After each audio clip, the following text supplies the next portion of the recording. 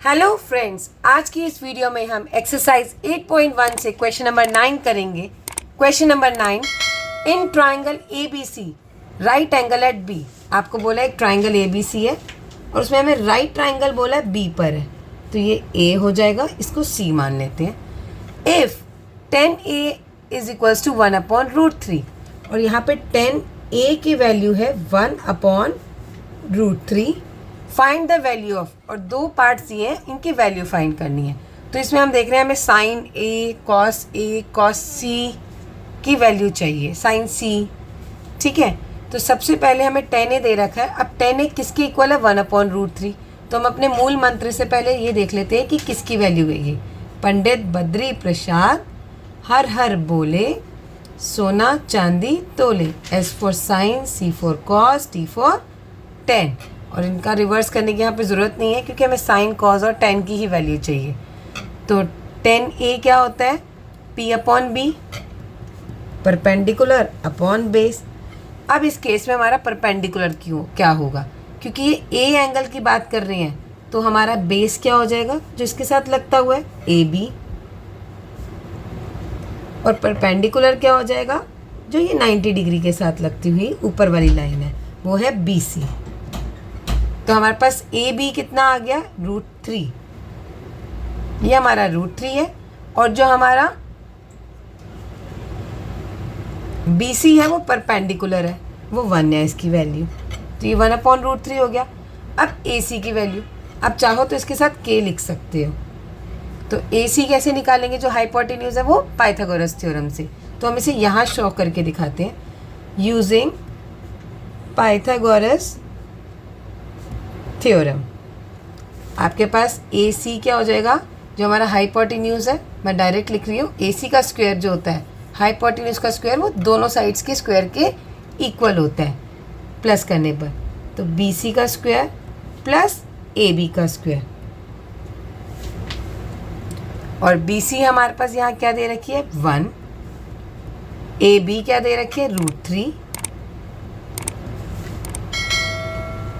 1 का square 1, K square plus √3 का हो गया 3K स्क्वायर। √3 से √3 3 आ जाएगा हमारे पास। तो ये हो गया 1 + 3 4K स्क्वायर। तो AC स्क्वायर आ गया हमारा 4K स्क्वायर। तो AC की वैल्यू क्या हो गई? Square root of 4K square. अब 4 किसका स्क्वायर रूट होता है? 2 का, और K स्क्वायर से K आ गया। तो AC की वैल्यू है हमारी 2K। अब हमें किस किस की वैल्यू चाहिए हम उसको देखते हैं। हमें साइन A की वैल्यू चाहिए, तो यहाँ से साइन A निकालते हैं। साइन क्या होता है? P/H। P क्या है हमारा? परपेंडिकुलर। परपेंडिकुलर तो BC है और H हाइपोटेन्यूज AC है। तो BC की जगह मैं लिख सकती हूँ 1 और AC की जगह लिख सकती हूँ यहाँ पे 1K 2K। इसका मतलब आया 1/2। इसी तरह से मुझे यहाँ पर cos C भी चाहिए, लेकिन पहले मैं cos A निकाल लेती हूँ यहाँ से, ताकि A वाला एक साथ पहले निपट जाए हमारा। तो cos के लिए क्या निकालना होता है? B/H। अब बेस क्या है? ये बेस है हमारा इस समय, क्योंकि A एंगल देख रहे हैं हम, तो उसके लिए बेस है मेरा AB और हाइपोटेन्यूज क्या है मेरी? AC। हाइपोटेन्यूज दोनों केस में सेम रहती है। तो AB की वैल्यू है √3K और AC की वैल्यू है 2K। K से K गया, √3/2, cos AB आ गई। मुझे इस क्वेश्चन में cos C की भी वैल्यू चाहिए। अब C के लिए मेरा एंगल हो जाएगा ये, तो इस बार मेरा बेस हो गया ये मेरा बेस बनेगा और ये मेरा परपेंडिकुलर बनेगा। सबसे इम्पॉर्टेंट इन क्वेश्चंस में यही है कि आपको बेस फाइंड करना अच्छे से पता होना चाहिए। जिस एंगल की बात कर रहे हैं उसके साथ जो चीज़ लग रही है, लाइन लग रही है, वो आपका बेस हो जाएगा। तो cos C का फॉर्मूला तो B/H होता है और इस बार बेस मेरा है BC और H सेम रहेगा AC। तो ये BC मेरा बेस है, यानी कि ये हो गया 1K और AC की जगह 2K, तो ये हो गया 1/2। अब नेक्स्ट मुझे cos C के साथ साथ इसमें sin C भी चाहिए, तो मैं sin C की भी वैल्यू निकाल लेती हूँ। sin C वो होता है P/H। sin थीटा के लिए वैल्यू कैसे निकालते हैं? P/H।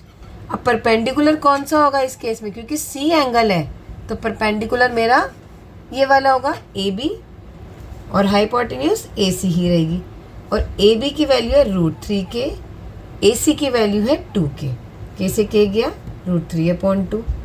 अब हमारे पास सारी वैल्यूज़ आ गई हैं। अब हमें जो क्वेश्चन है बोला गया हमें सिर्फ उसमें वैल्यूज़ पुट करनी है, तो चलिए वैल्यूज़ पुट करते हैं।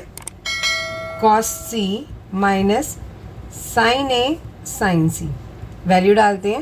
cos a की वैल्यू निकली थी √3/2, cos c की 1/2, माइनस साइन a की वैल्यू निकली 1/2 और साइन c की वैल्यू निकली √3/2। इसको सॉल्व करने पर क्या आएगा हमारे पास, √3 × 1 √3, 2 2 ज़ा 4, माइनस 1 × √3 2 2 ज़ा 4। अभी दोनों सिमिलर हैं तो आंसर आ गया 0। तो ये था एक्सरसाइज 8.1 का क्वेश्चन नंबर 9।